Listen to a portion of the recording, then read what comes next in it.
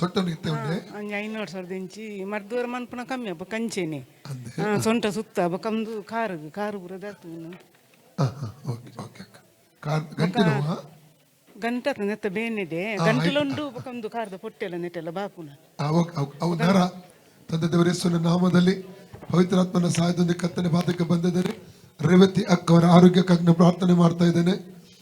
ಯೇಸುವಿನ ನಾಮದಲ್ಲಿ ಅವರ ತಲೆಯ ಎಡಬದಿಯಿಂದ ಭುಜ ಮತ್ತು ಅದರ ಕಾಲ ಕೆಳಗೆ ಬೆನ್ನು ಬಕ್ಕೆಗಳು ಮತ್ತು ಆ ಕಾಲವರೆಗೆ ಬಂದಿರುವಂತ ಆ ನೋವಿಗೆ ಅಪ್ಪಣೆ ಕೊಡ್ತಾ ಇದ್ದೇನೆ. ಅವರ ಶರೀರ ಬಿಟ್ಟು ಹೋಗ್ಲಿಕ್ಕೆ ಅಪ್ಪಣೆ ಕೊಡ್ತೇನೆ.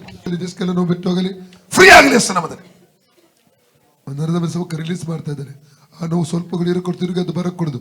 ಲೋಕ 10:19 ಹಾವುಗಳನ್ನು, ಚೇಳುಗಳನ್ನು, ವೈರಸ್ ಸಮಸ್ತ ಬಲವನ್ನು ತುಳಿದಕ್ಕೆ ಅಧಿಕಾರ ಶಕ್ತಿ ನೆನೆಸಿಕೊಟ್ಟಿದ್ದಾನೆ.